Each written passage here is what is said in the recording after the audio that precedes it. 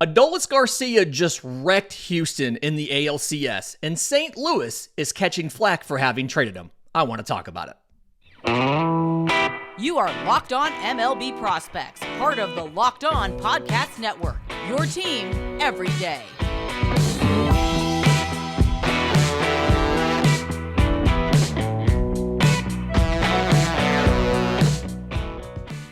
Yes, welcome on in to Locked On MLB Prospects, your home for all things minor league baseball. I'm your host, Lindsay Crosby, award-winning baseball writer and podcaster. Thank you for making this your first listen every single day. We're proudly part of the Locked On Podcast Network, where it's your team every day. And today's episode is made possible by our friends at FanDuel. Make every moment more. Right now, new customers can bet $5 and get $200 in bonus bets guaranteed. Visit FanDuel.com/lockedon to get started.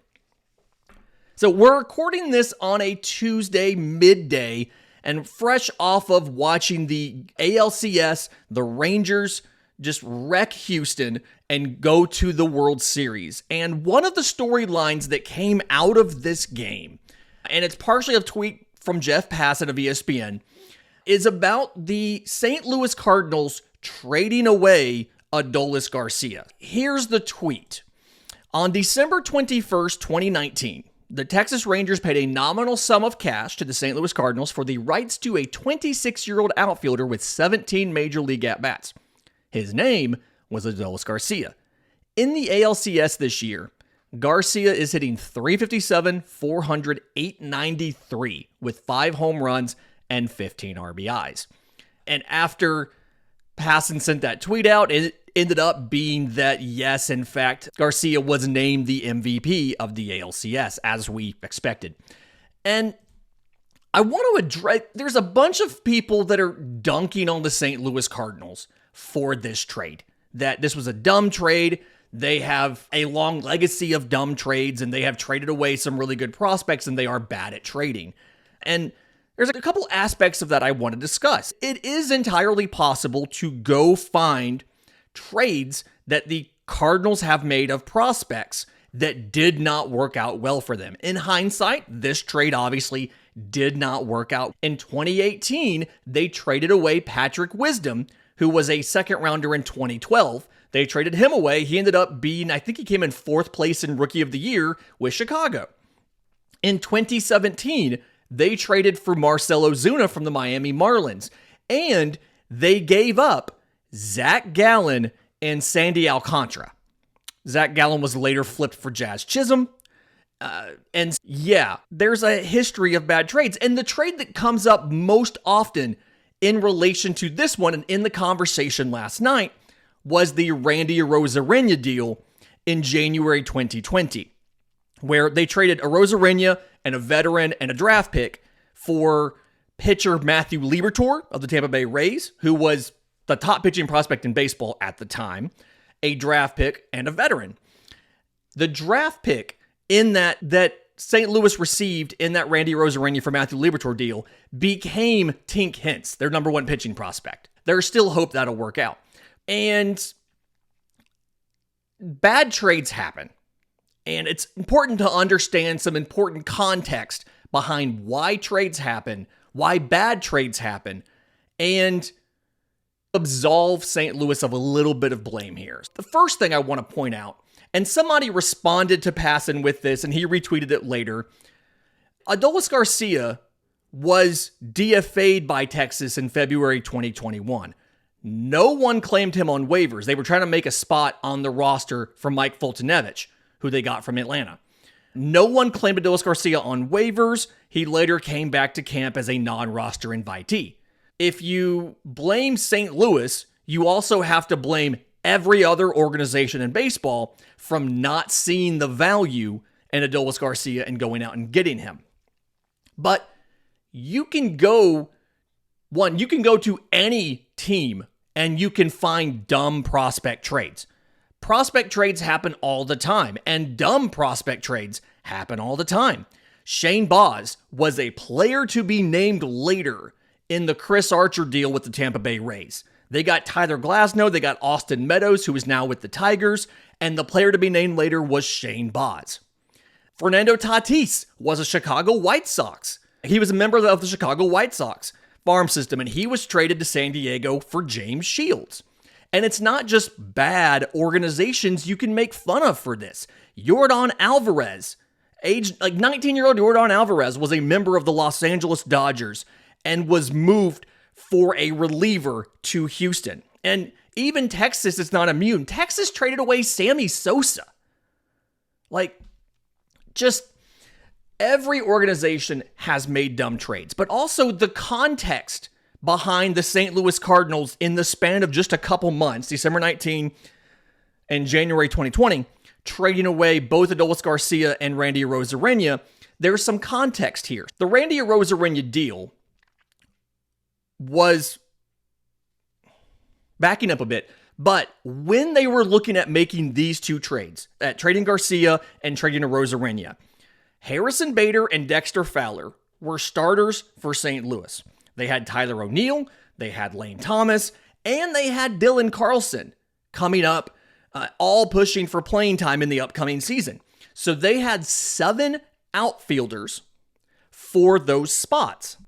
When Garcia was traded, he had spent almost the entirety of 2018 in Memphis, in the AAA affiliate of St. Louis, where he batted .256 with a .281 on base. Yes, he had 22 home runs, but he didn't look like he was going to be a world beater. He got 21 games in the bigs, and he went 2 for 17 with 1 extra base hit, no walks, 7 strikeouts. Feels a little bit defensible at the time based on the results you had seen, that yes, it made sense that this was the guy that we would trade. Now, the issue here, and it is right if you want to dunk on St. Louis for the perspective of it's not the results, it's the process. Evaluating prospects is hard. Breaking news, evaluating prospects is hard. And you have to look at the process versus just the results. You can't just look at a stat line and say this guy is good or this guy is bad.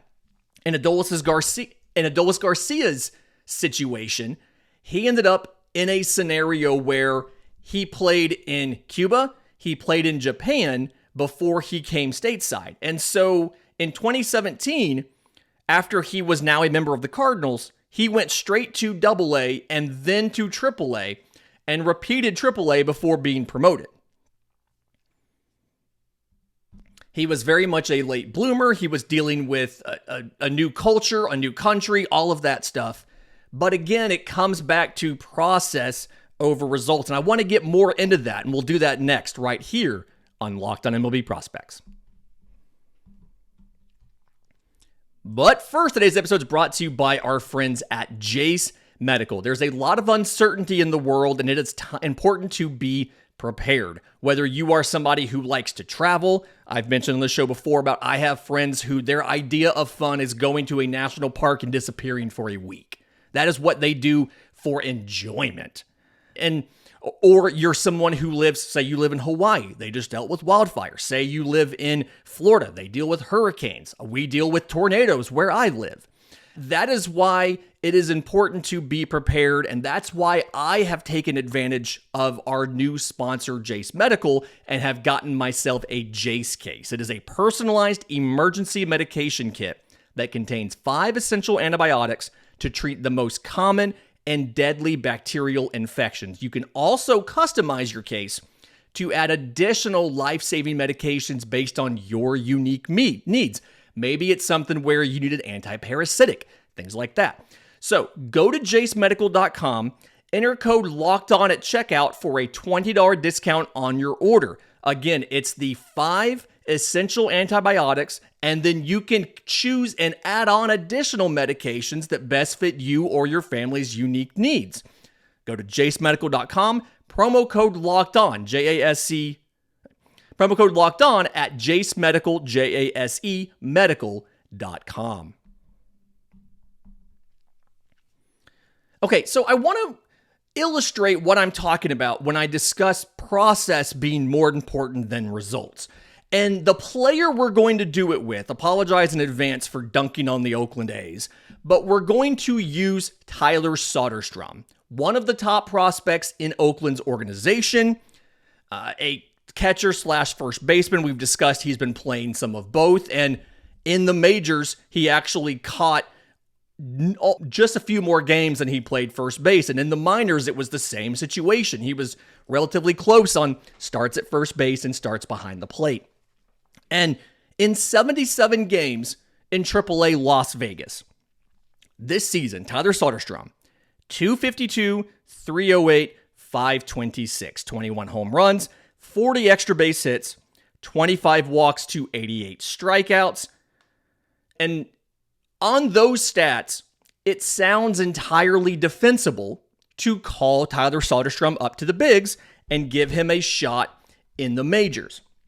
They gave him 45 games, and in those 45 games for Tyler Soderstrom, he went 160, 232, 240. 3 home runs, 4 total extra base hits, 11 walks to 43 strikeouts. His strikeout rate went from 26.6% in AAA to 31.2% in the majors. Now, he was a little bit unlucky. The expected stats for the major league was 207, 216, 328, which is better, but still not good.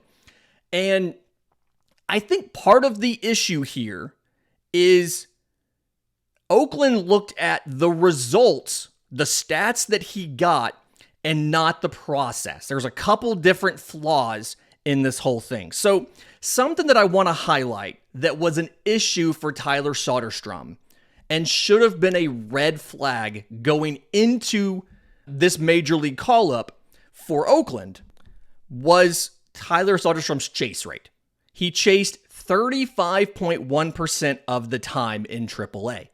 And it wasn't like he was struggling with one specific thing. It wasn't like that slider down and away would get him. He chased 36.1% of the time on fastballs. He chased 34% of the time on breaking balls and 34.1% on off-speed pitches. So he was a very aggressive hitter at the plate, constantly looking for and going after pitches that weren't optimal pitches to hit. You had a plate discipline issue there. And so despite bringing the chase rate down a little bit in the majors to 29.5% in that small sample size, again, his strikeout rate goes up almost 5% to 31.2%. But the other reason why the process matters more than the results, maybe when it comes to prospect development, is where he played.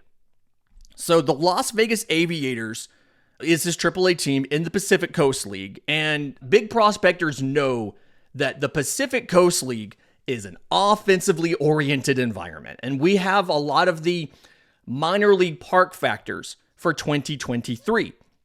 And so when you rank the parks by home runs, likelihood for home runs, the Las Vegas Aviators, their ballpark in the Pacific Coast League, is the third highest ranking park in all of the minor leagues for home runs. You are 22% more likely to get a home run there than you are in the average minor league park.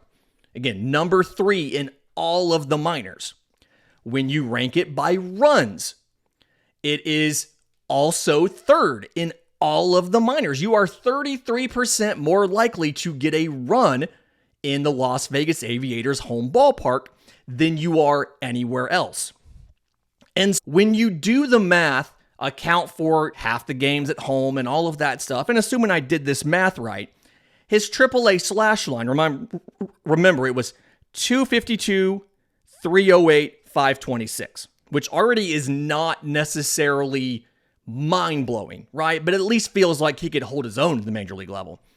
That slash line, when you do the math to account for that park, should probably actually have been 236, 291, 479. His OPS drops from 834 to 770. His OPS goes down 64 points if you remove the influence of his top 3 offensive ballpark in all of baseball. And this is a scenario, and I'm not trying to dunk on Oakland. I don't know if they ignored this, if they didn't notice it, if they just mentally checked out, if nobody even looked. I don't know. But this is a scenario where Tyler Soderstrom, from a statistical perspective, from an inputs, from a process perspective, was not ready for the major leagues. From a pure statistical standpoint, from the production that he did, you could argue that he was. Again, 252 batting average in AAA is not mind-blowing, but you think the guy would be able to survive, and he puts up a 160 in the majors. I'm not saying Tyler Soderstrom's never going to work out as a prospect. I'm not saying that Tyler Soderstrom's bad. I'm saying that he probably wasn't ready to debut in the major leagues and lose rookie eligibility. And I don't know if Oakland saw all of this and decided to push him anyway because they had nothing to lose, or if they didn't know all of this in the first place. But this is just an example of how it's not just the results that you come up with, it's the process. When you look at some of these parks are terrible for offense. The Mississippi Braves, AA in the Southern League. I've talked before about the Southern League having a lot of pitcher-friendly parks. The overall park factor for the entire league is dead average at 100. But the Mississippi Braves specifically, park factor of 76 for runs. You are 24% less likely to score than you were at the average park. That's worst in all of the minors. For home runs, it is a park factor of 77. So you're 23% less likely to hit a home run. And so it explains why Atlanta sometimes promotes prospects, either rapidly gets them through and past Montgomery. Think AJ Smith-Shawver. I think he made 2 starts in AA Montgomery and they moved him to AAA. Or they can be confident calling a guy up straight from AA. In this case, I'm thinking of Michael Harris, and then I'm thinking of Vaughn Grissom, because they've looked at the inputs, the process that he's doing versus the statistical performance that he's putting up in Mississippi. The actual worst park for home runs in all of minor league baseball, which makes this end-of-season performance even more impressive, is Modesto. The Modesto Nuts, 74 is the park factor for home runs. So you're 26% less likely to hit a home run in Modesto than the average minor league ballpark. Thought that was quite interesting. And when it comes to leagues as a whole, the California League and the Pacific Coast League are the two that stand out the most, where you're more than 10%, on average, more than 10% likely to hit home runs or score compared to everybody else, whereas conversely, the Florida State League is the only park factor under 90. It's at 89. A little bit harder to evaluate Florida State prospects, pitching and hitting, and then same thing with California League and Pacific Coast League prospects, both pitching and hitting wise, because the offensive environments are so skewed. Whereas the AA Southern League, the Single A Carolina League, the AAA International League, they're all right there, 99, 100. The High A South Atlantic League is 98. So a couple leagues that are right there around league average. You can see this same effect when you look at Colt Keith change ballparks, change leagues, and it looked like his offensive performance wasn't as good as we were expecting, but it was a scenario where he was in a different ballpark, in a different league that was a little bit tougher. And so really what he was able to do was very impressive in the context of where he was when he went from AA Erie to AAA Toledo.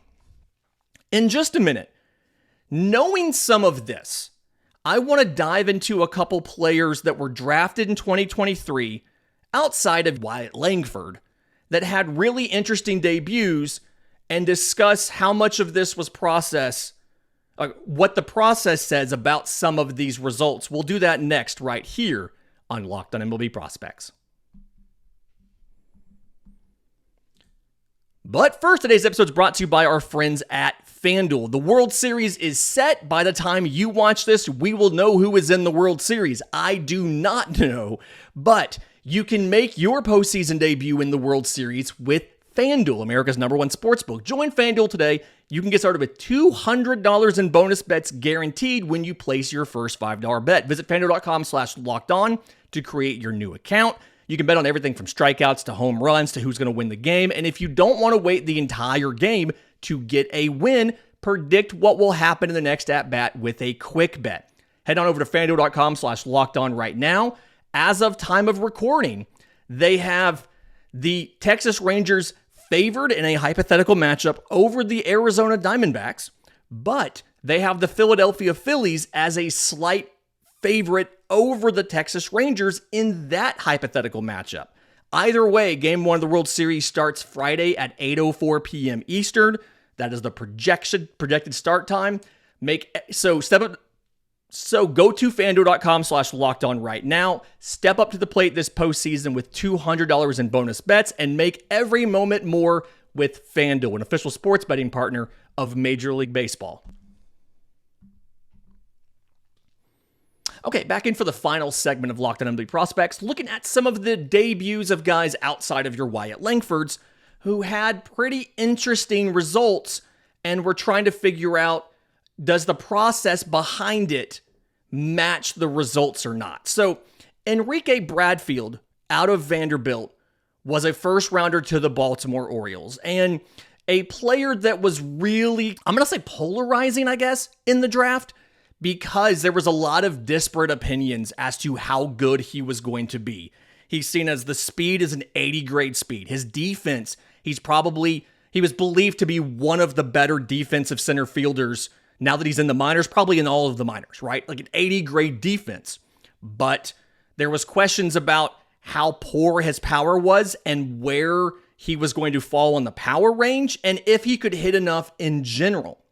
The speed was real. He led all 2023 draftees with stolen bases. He stole 25. He was 25 of 27 on that.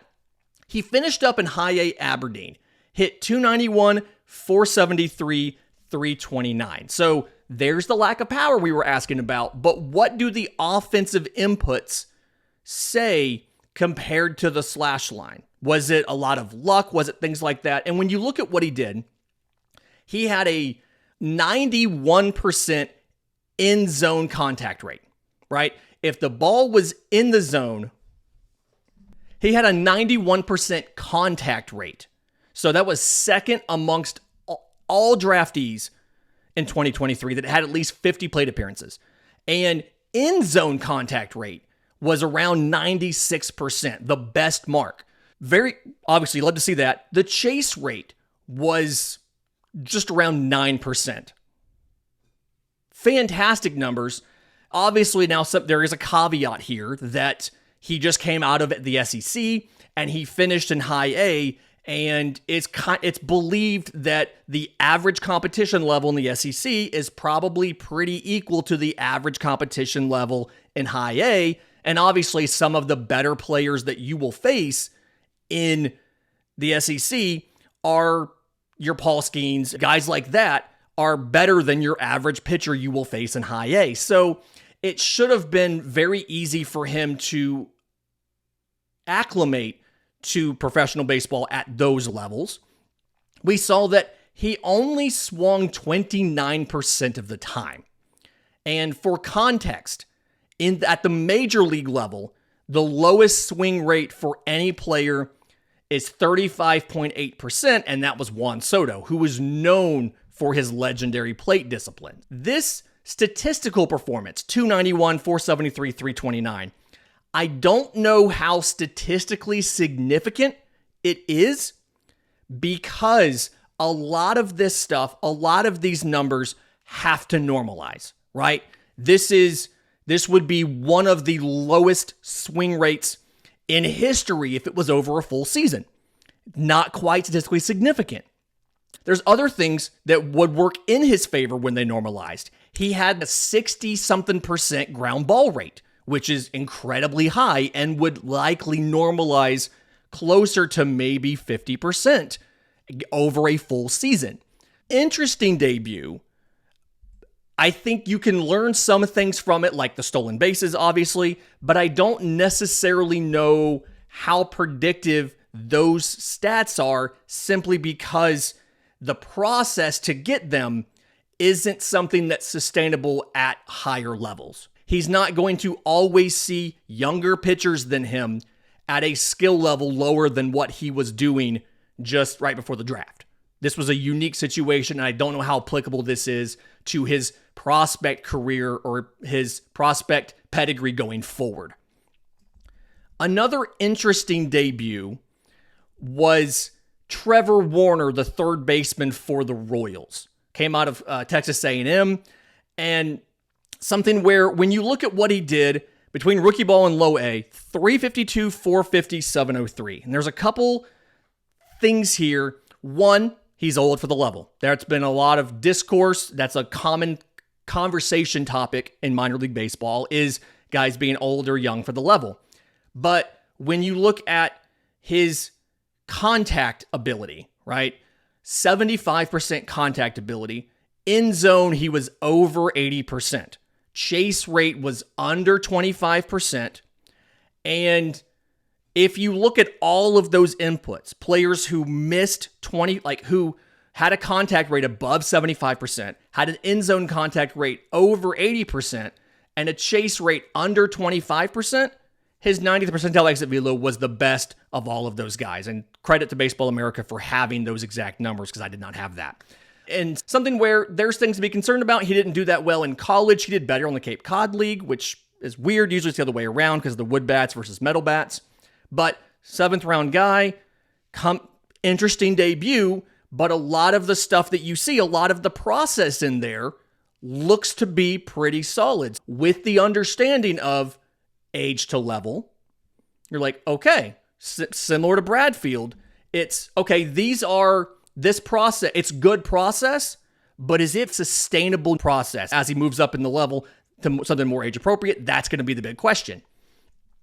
Continuing that same idea, Aiden Miller of the Phillies, rookie ball, 414, 528, 483. Total slash line between rookie ball and low A, 303, 425, 379. 4 extra base hits, walks 15% of the time, strikes out just under 19% of the time. Something where he had a contact rate of better than 80%. He had an in-zone contact rate better than 85%. And he had a chase rate under 15%. That group of people coming out of the draft who had at least 50 at-bats who did that is like 6 people. And age 19, making it to low A, having that kind of performance, that feels like it's sustainable going forward because he has appropriate age to level, unlike Warner, unlike Bradfield. Feels like he has appropriate age to level, and it makes you feel like, okay, the power wasn't necessarily there. He didn't hit a home run, but he appears to have all of the raw stuff he needs to hit home runs. He's got very good bat speed. The raw power expects to be pretty good. You have to feel good about the contact ability, the on-base ability, continuing as he gets more comfortable in professional baseball. And now the question is going to be how much power shows up. And then defensively, does he stick it shorter? Does he move to third base? Fantastic week this week. A couple more fun things coming up. We're talking Reds tomorrow. We have a guest on Friday to talk about potential first rounders in 2024 out of the SEC. So stay tuned for that. In the meantime, if you have questions for the show, thanks for our mailbag. I'm on Twitter at Crosby Baseball. Show's on Twitter at Locked On Farm. We have email, Discord, subtext, tons of ways to get a hold of us. It's all in the episode description. It's all in the show notes. Until tomorrow's show, remember, it's always a great time to pay a minor leaguer.